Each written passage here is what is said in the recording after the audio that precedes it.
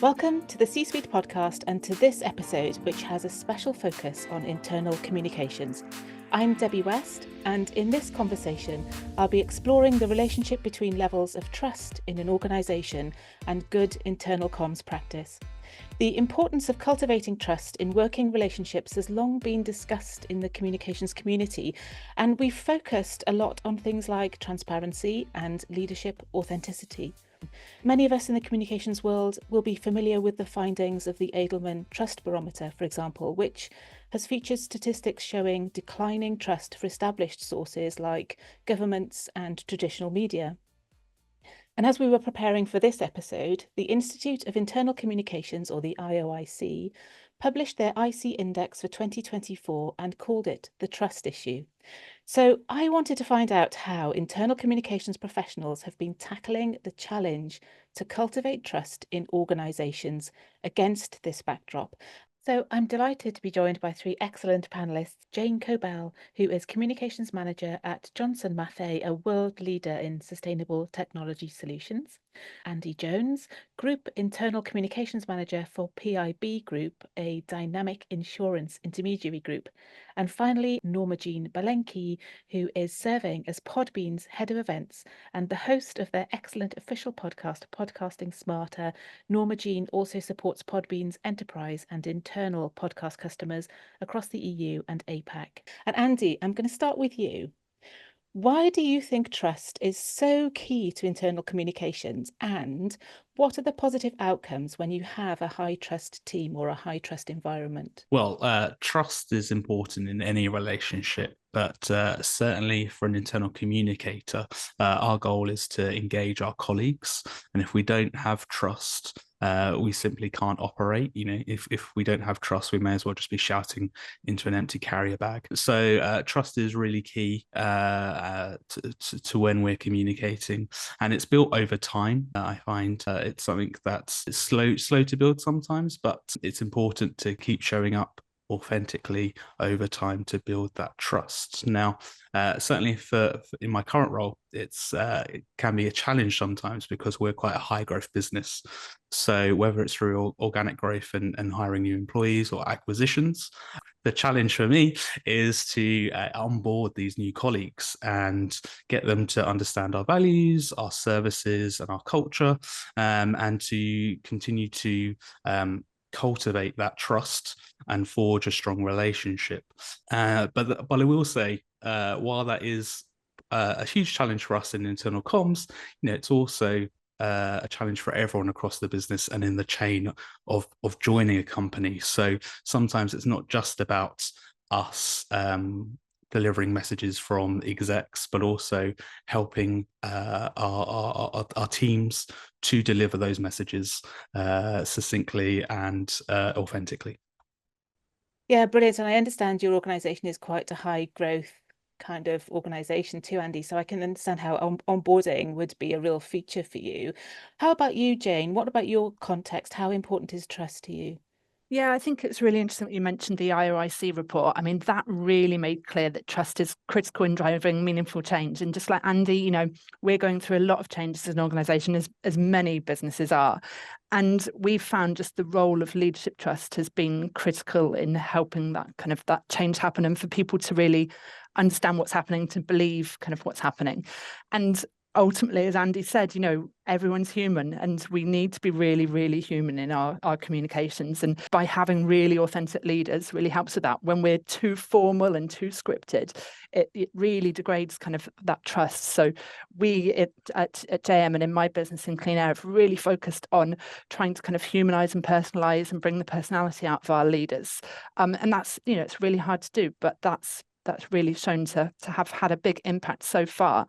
And you know, in an internal comms here, we've had a great opportunity. We've had a new CEO, new kind of leadership team, and that has given us the opportunity to really embrace being able to change and shake up our internal comms to be much more kind of human focused and less kind of corporate and doing things in a very traditional way that we used to. Yeah, that sounds like a big transformation. And Norma Jean, from what you see, how important is trust for that kind of internal story and communication? And maybe go into how transparency and authenticity contribute to that. Yeah, absolutely. I mean, I think, in today's generation, especially with social media and in podcasting, how media has been democratized, people don't want to be spoken down to. People want to feel like they're a part of something, like they're included, like they matter. And they want to be able to relate to their leaders. They want to be able to relate to the values of the company that they're working for because their time is precious and their careers are precious. So I think it's something where, we're seeing that time and time again that opportunity to relate to your workforce in a really approachable way is everything. And that trust is important because, I think like Andy was saying, if your content isn't directly connecting with your employees or your audience, they're not going to listen. And we've all had that moment, right, where you rewind a podcast because you just kind of zoned out. And it's really about creating that content that is going to directly connect and empower your audience and your private members within your organization. So I think that that's really important as well. And, with Podbean on the internal side, we support organizations that are Fortune 500, Fortune 100 companies. And, they're implementing podcasting, some of them organization wide, right? And that's for educational purposes, that's for morale, that's for internal comms. And so, in terms of getting the tone right, it's really important that you connect with people where they are and how they are. And then it's not, this top down approach that maybe is a bit more traditional, but it's more inclusive and collaborative. We've seen a lot of initiatives with some of our clients where once somebody starts a podcast, everybody wants to start a podcast. And it's great because they get to, and they get to, utilize the medium in a way where other departments and employees are empowered, right? So maybe internal comms will start off a podcast talking about, hey, we just want to highlight some of the stories or the inspirational accomplishments or achievements that some of our employees have had, or we want to, connect you to certain initiatives happening throughout the year. And then sales is like, hey, we want to educate people in the field, right? We want to educate people on the go and not in this like kind of, maybe more traditional training way where you've got to sit in front of a computer and watch a video. But hey, you're on the way to a sales meeting. Just here's some refreshers about, how you want the conversation to go, or here's just some educational tips on the product just to re-educate yourself while you're on the road, that kind of thing. So, I think just meeting people where they're at and coming in with a tone of saying, hey, we're all human, we're all here together, and we want to connect with you because you're part of the team. It's important. Yeah, it is important. And Jane, I know in your transformation, you spoke about moving away from that old-fashioned kind of scripted approach. Is that something that you've seen? It's been really important to us. I mean, when I kind of first joined a couple of years ago, and our communications director has joined since about a year ago, it's been really interesting to get the feedback of our kind of traditional comms, that sense of always focusing on the positive, not kind of looking at kind of the challenges in the business and feeling almost that, it's spin the communications. And that really has damaged trust. But also things like, planting questions in traditional town halls. We've really tried to move away from that because what we want to hear are things that are on people's minds. We want to hear those challenging kind of questions and what people want to talk about. So we've tried to really work with our leaders so that we don't duck those tough questions. They're answered in a conversational and a really kind of open and honest way. And our new chief exec that has really focused on, part of the strategy, open, honest communications. That's what he's kind of his mantra throughout.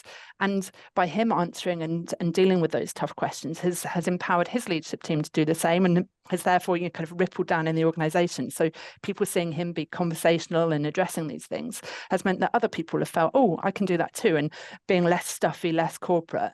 And it's been great to kind of hear his honest opinion in a really nice, personal way. And we've embraced that and run with it. And it's been great that that's the great approach for him rather than being kind of scripted and robotic. So that's been a really big thing for us. And, ultimately people might not like the kind of the answers they hear, but they appreciate the honesty. And, we are going through tough times as business. And we've had a lot of things over the last year, but it's been great to be able to open channels to discuss that, to have much more kind of conversational channels where we can really address things, not just kind of, scripted or written communications. Yeah, it's interesting that you use that term, that people don't like it if they think the information is being spun. Yeah. And Andy, how about you? Do you find that in your organization too? Does that resonate for you? Yeah, and I've certainly been guilty in earlier on in my career of just trying to focus on the the big wins and the positive messaging. But I've certainly found my communications have been way more effective when we've shown a bit of vulnerability. Everybody makes mistakes. That's fine. It's what you do afterwards. So yeah, I've definitely found that again to the point made earlier, being human, showing empathy, but asking those tough questions is important. Though I do still try and plant some questions just to try and get the conversation going. But yeah, we certainly do want to have conversations where we're not just saying we're having conversations so we can say we've had them, but actually find out what people are doing, find the insights, and be able to address them properly and correctly. Yeah, I think that's such an important point. And are there any other factors you think that negatively affect levels of trust inside organizations? Yes, certainly, definitely. I've had a couple of times in my career where we've been a bit too slow to act. So we're waiting for, say, the US to confirm exactly what we can say, or we're waiting on, some other bit of information.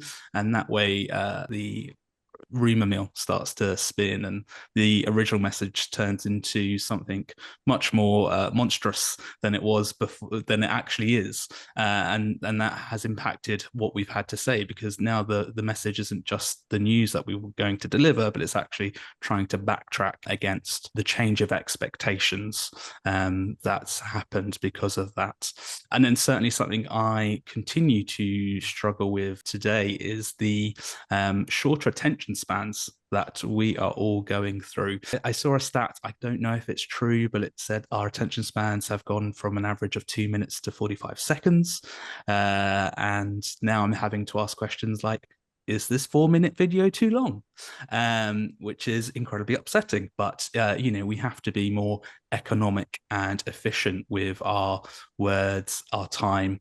And that means sometimes you have to exclude or delete a bit of context that might be more useful, or a bit of information that might be key. And again, does that then go into scripted territory? Oh, they excluded that for a reason, when we're just simply trying to be as engaging as possible and make sure we get people engaging with the content. That's a really interesting challenge, Andy. Norma Jean, did you have something to add on that? Yeah, I mean, I think it's about meeting people where they're at.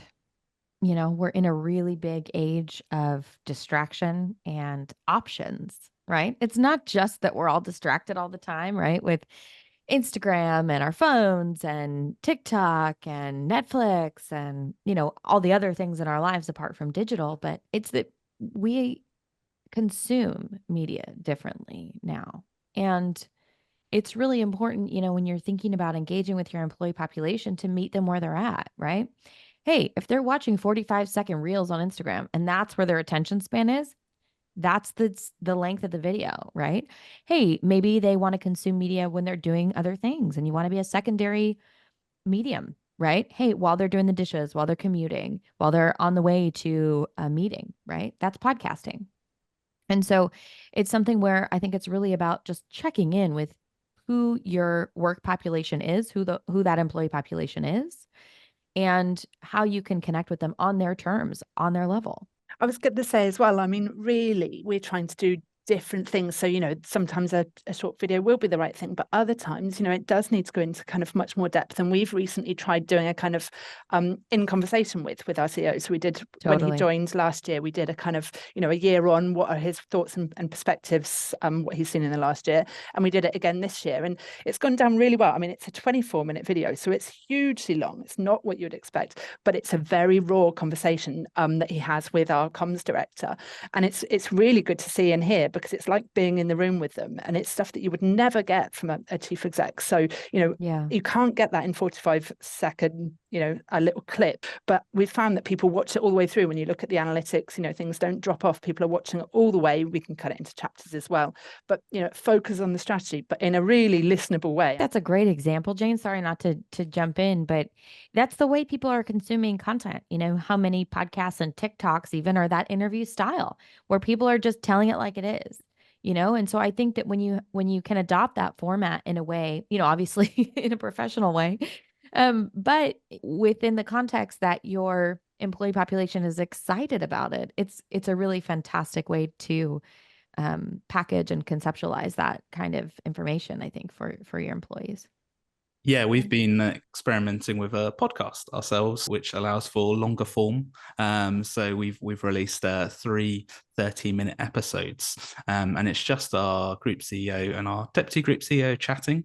And that our aim really was for you to feel like you're at a restaurant, sitting at a table with them, and they're just chatting away. And the best bit of feedback I got from that was a senior leader said, "I work with you every day, you know." I thought I knew everything I had to know about the business, but actually listening to that conversation, I learned things that I should have known that I didn't. And it was really just a nice way to learn more about the history and the focus and the future of the group. So we've really really done well out of that, those sort of just authentic conversations between leaders. So thinking now about workplace dynamics and the recent rise of hybrid working, and along with that, the increased reliance on technology for communications, how do you think that's impacted levels of trust? And Norma Jean, I'm going to come to you with that. Yeah. I mean, I think it goes twofold, right? It's that the employees don't want to feel like they're being monitored all the time and that they, are being parented. But the organizations need accountability, right? I think that that's a huge tenet, right, of having an effective population. I think it's something where, in terms of that trust, the technology exists now. So, it's not something where, necessarily you have to come into an office, right? The technology exists to, securely and effectively do your job, and to communicate with your employees so that, when they're doing their job, maybe from home, maybe hybrid, maybe in the field, that they can get all the information they need and they don't necessarily have to come into an office. And there is a little bit more flexibility and freedom. And that's going to also provide, a greater life balance and experience for those employees, but also a greater trust, right? They're going to feel grateful and happy that your organization trusts them enough to communicate with them in a way that is non-traditional, right? You don't all have to sit in a conference room for an announcement. Hey, it's on the employee podcast this week. I just want to let you guys know, like, there's some updates coming out and, that kind of thing. Or, hey, we've gone through all the new features on the product, but I just want to let you know it's on the podcast if you ever want to listen to it while you're in the field or while you're on the way to a sales call, that kind of thing. So, I think it enables trust. It's really cool, I think, that we're in an age where that this technology exists and it's not anecdotal. It's practical and it's implementable within any organization. And that's really cool and fun to see, that your employees can check in and be part of the employment experience from the subway, from their home, from being in the field on the way to a sales call, whatever it is. And so that's been a really, really cool thing to see. And the use case for our clients, because we implement internal podcasting across the board, from small companies to, like I said, Fortune 500, Fortune 100 companies. And so when you're seeing this organization-wide impact and change and how people can have more of a life balance or, have that connection and communication with your organization, but not necessarily in person every single day, it's a really cool thing. It's really empowering. And I think it's kind of a new future that we're in. Obviously, hybrid is working so well for a lot of companies, and having that accountability of coming in a couple of times a week is really important, and just to kind of keep the momentum as well. But it is something where the technology exists, and I think obviously the pandemic brought us that, and it's been something that's been carried over in a really positive way for a lot of organizations to allow that freedom and flexibility to their employee populations utilizing technology like internal podcasting. Okay, great. Thank you. And Andy, I know you've got a very distributed workforce. How is technology working for you in terms of trust? Is it helping you with creating that trust, or do you think it's a barrier? No, I think, technology ultimately is a tool. So, the levels of trust are affected by how we use it, not the fact that we do use it.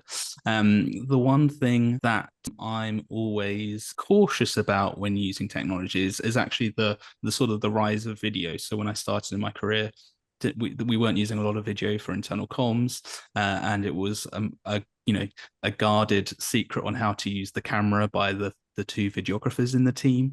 But over the past sort of decade, we've learned to use iPhones to shoot video, and we can use Canva to edit. And we're upskilling and being able to use video in a lot more internal comms. But the challenge that I've always faced is trying to get the best message without affecting the authenticity of the message. So, for example, I've had a couple of leaders in the past who are very chatty, very charming, great, and then you stick them in front of a camera and they either just totally stop talking like a normal human being, or you have to overscript them and their natural personality doesn't show anymore, and you've completely changed the way they're communicating, and thus affecting the authenticity and the impact of the message when people are watching the video, because they see this lead and they're like, this person does not speak like this normally. Like, what is going on? And then the conversation is about the delivery and not the message. So that's the big challenge that I'm facing. I think that is such a good point, and kind of I think we've probably all seen that in our careers. Straight away you put a camera in front of someone and it's just not suited to them. So finding the kind of the right platform that suits people to be really themselves and to support them in doing that, because it's quite a brave thing to kind of open yourself up and to be that kind of real person. And I think we work in a global organization, and I think through COVID, there was that trap of kind of Teams live event and people talking down the cameras. And we had some really bad experiences with things like mics cutting out and just, hiding behind kind of slides and then handing on to the next person as quickly as possible. And it's just such a bad experience. And we've tried to use technology in different ways now over the last couple of years. So things like user-generated content, like video diaries of people going into plants. So where you might not have been able to go into our plants in China for quite some time, having kind of people doing kind of video kind of tours of the plants or video diaries where they're saying, and look, I'm here in Skopje in Macedonia. We had our CEO partner go there, and that video went down so well, and it was really human. It was him at the airport and then him kind of interviewing the manufacturing director, and it allowed people to have that kind of window into that world without needing to be there. I'm going to move on now to the topic of measurement, which is another key theme that internal communicators like to talk about. So, is it possible to measure the impact of trust building efforts? What kind of tactics and strategies have you tried, and what metrics or methods of evaluation have you managed to land on? Jane, I'm going to ask you that.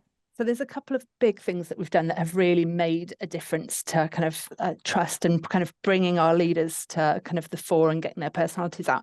And the first thing is our Viva Engage community. So, as anything, it was formerly called Yammer, but there was kind of this kind of village kind of notice boards approach to Viva Engage that really was fairly poor. And we've kind of introduced it's a business tool that our leads are present on. We've made sure that kind of there's that bottom up, so people are sharing their stories and their videos and pictures across the world, but also it connects the leaders with the rest of the business.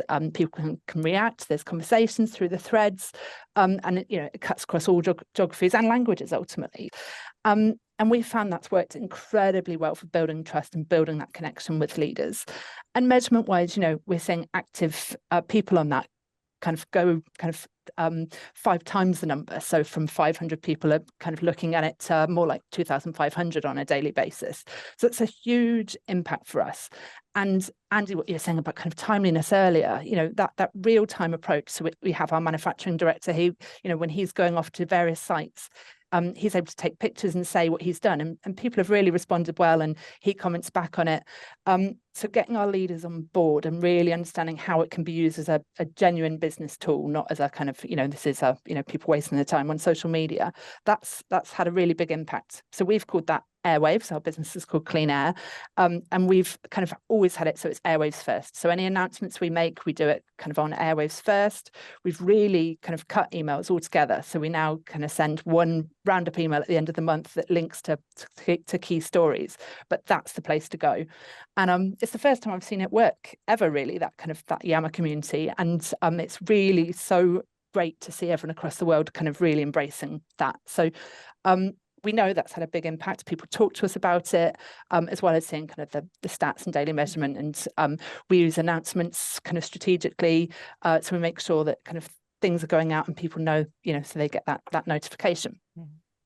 And then the other thing we did was created Airwaves Live. We then created a webcast and moved totally away from the traditional kind of town hall. We do it in an external studio. We have a host and guests that focus on just kind of 3 key topics. And someone kind of described it as kind of the host being like Gary Lineker from Match of the Day. So it's very chatty, very conversational, and a complete break from anything anyone ever seen kind of here before.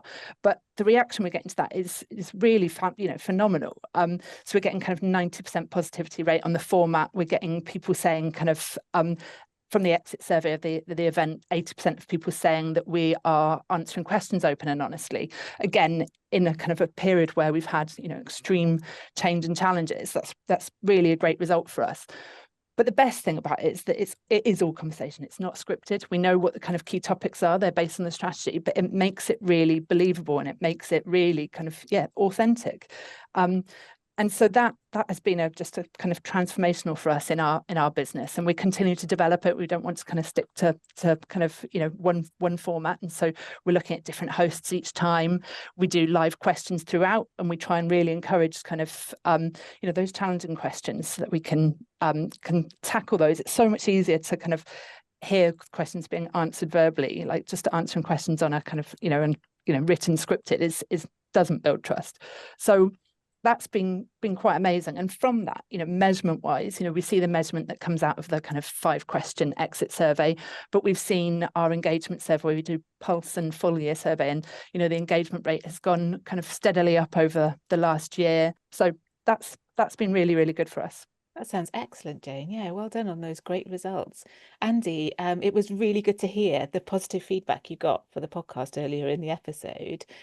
What other things have you tried and succeeded with, and how are you measuring the outcomes of those? So the nice thing that I found with PIB is that not only are we growing at a great pace, but the comms team has grown as well. It's doubled in size over the past year. And so that allows us to try new and different things. So the big projects that I started when I first joined was launching our brand new intranet. It's much more accessible. It auto translates, so it's more accessible to our international colleagues, but it's also got a whole host of new features. And I did approach that quite nonchalantly. Now I've launched a new intranet, I would not approach it in the same way a second time, but the size of the team allows us to try new and different things. So the podcast has been a new thing we've tried, and it's gone down really well. It's allowed just 2 leaders to chat authentically and together, and just we didn't script them. I had a topic, I had a couple of suggestions, and we just stuck them in a room, ideally with wine, but it wasn't. The conversation still flowed, so that was fine, but there was a comment afterwards. But we've also tried other things. So we've got a What Are You Famous For video series, which is just anyone in the business takes a video of themselves and shares what they're famous for. It's one of our sayings in the company. It's a question we ask any new acquisition, because we're keen to focus on specialisms. But this video series has shown us that we've got an artist in Spain who does some fantastic art. We've got an ex-Gaelic football player in the UK, and it's just a really nice way for people to showcase and feel confident that they can bring their whole selves to work, but also share a bit about their lives. So we're trying new videos, interview styles, animations. We're trying a whole host of new things just to experiment and see what works. And I think just back to the measurement question that Jane answered earlier, I think actually people feeling confident enough to ask challenging questions is probably one of the strongest metrics of trust in an organization. So, anytime we have an option to ask questions of our leadership team or in any part of our intranet, I'm always checking to see how many we're getting, because the more we get, the more I feel people are trusting in the conversation and feel that they can trust the answer they're going to get. I agree with that, actually. I think it's a real test of how open the communications are in terms of what people are prepared to ask and prepared to be seen asking. I think that's a really good point, Andy. Yeah. Norma Jean, I'm dying to know from your perspective, what do you see in terms of metrics and whether podcasts become more successful for organizations if they seem to be really authentic content? Do you see that behind the scenes? Yeah, absolutely. I mean, we don't have access to our clients' backends. We are a very secure solution, but the feedback that we get from a lot of our clients is that, and just to even echo what Andy said, I think it's safety. I think it's do your employees feel safe to be vulnerable, right? To ask interesting questions, to go there, right? In terms of your interviews and content. In terms of metrics on the back end of the platform, you can see how many times each private member or each employee within your organization has listened to each second of content. It is granular.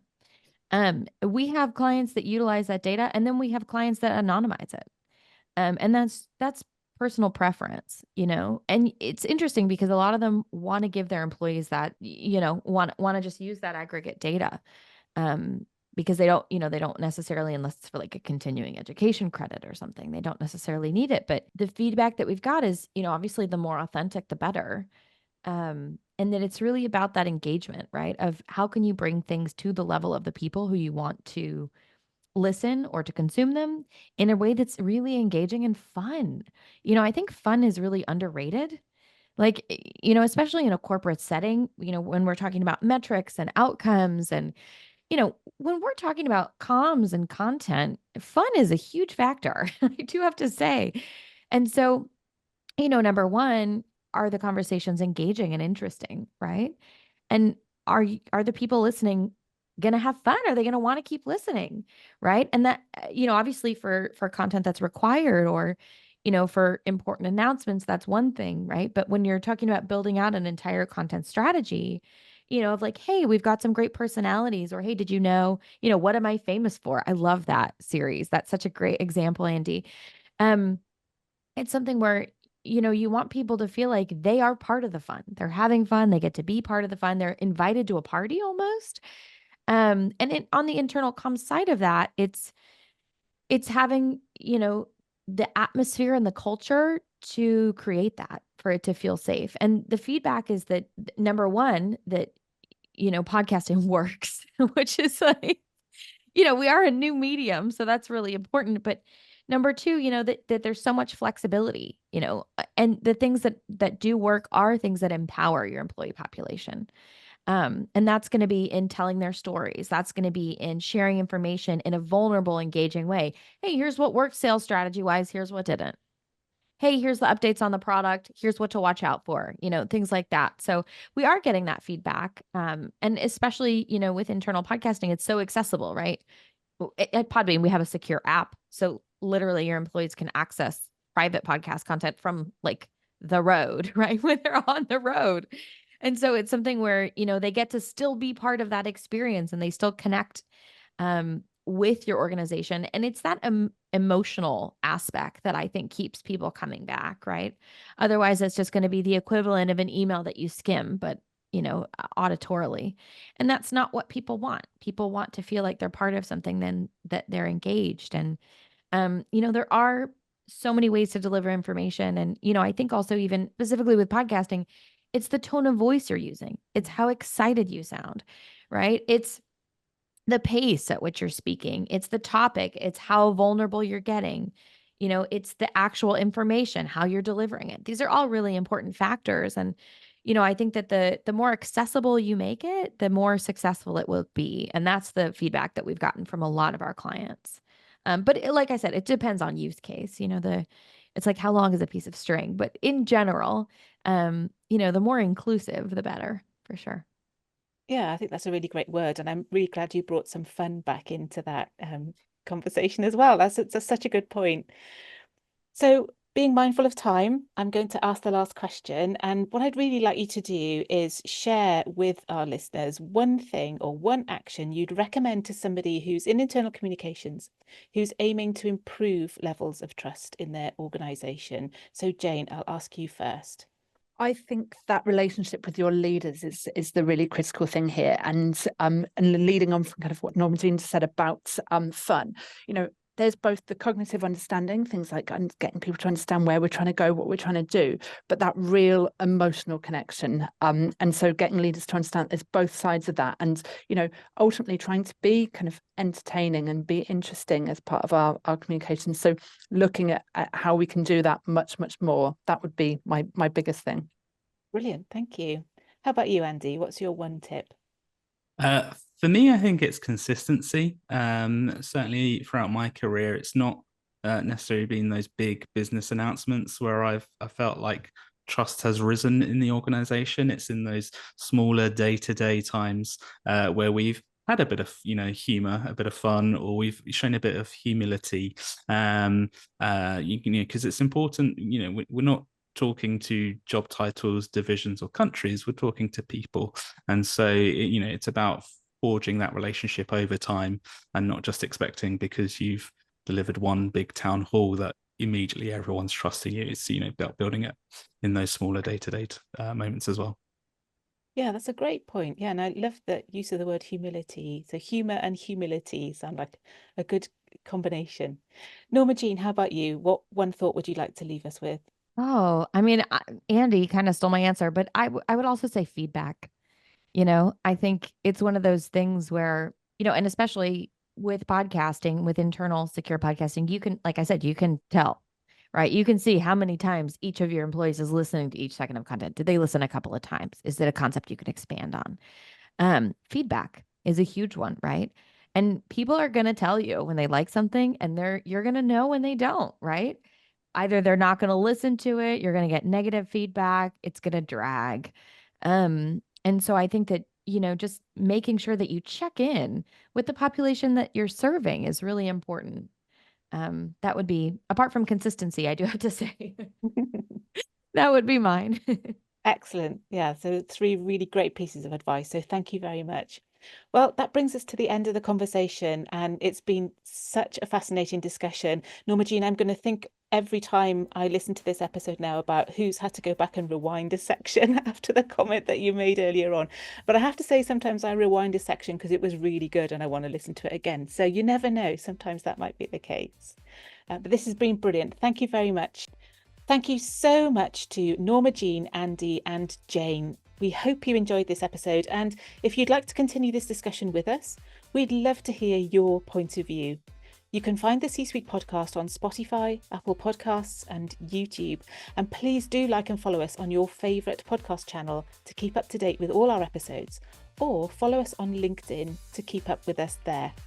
If you'd like to get in touch with the show, you can contact us via our website at csuitepodcast.com. Thanks so much for listening, and goodbye for now.